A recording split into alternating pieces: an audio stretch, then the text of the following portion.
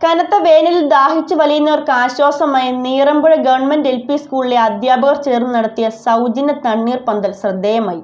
കല്ലൂർക്കാട് വാഴക്കുളം റോഡിൽ നീറമ്പുഴ കനാലിന് സമീപമാണ് അധ്യാപകരുടെ ഈ മാതൃകാപരമായ പ്രവർത്തനം നടന്നത്.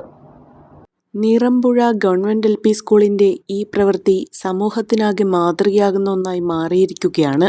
സ്കൂളിന് തൊട്ടടുത്തുള്ള കനാലിന് സമീപമാണ് ഗവൺമെന്റ് LP സ്കൂളിലെ അധ്യാപകർ ചേർന്ന് സൗജന്യ തണ്ണീർ പന്തൽ ഒരുക്കിയത്. കല്ലൂർക്കാട് ഭാഗത്തു നിന്നും വാഴക്കുളം ഭാഗത്തേക്ക് സഞ്ചരിക്കുന്നവരുടെ ദാഹമകറ്റുക എന്ന ലക്ഷ്യത്തോടെയാണ് സ്കൂളിലെ അധ്യാപകർ ഒത്തൊരുമിച്ച് സംഭാരവും പച്ചമാങ്ങ, ഇഞ്ചി, ഉള്ളി എന്നിവ ചേർത്ത ജ്യൂസും വിതരണം ചെയ്തത്. പൊരുവെയിലത്ത് നിരവധി ആളുകൾക്കാണ് ഈ തണ്ണീർപ്പന്തൽ ആശ്വാസമേകിയത്. വരും ദിവസങ്ങളിലും ഇത്തരത്തിലുള്ള തണ്ണീർപ്പന്തലുകൾ റോഡിന്റെ വിവിധ ഭാഗങ്ങളിൽ നടത്തുമെന്ന് അധ്യാപകർ അറിയിച്ചു.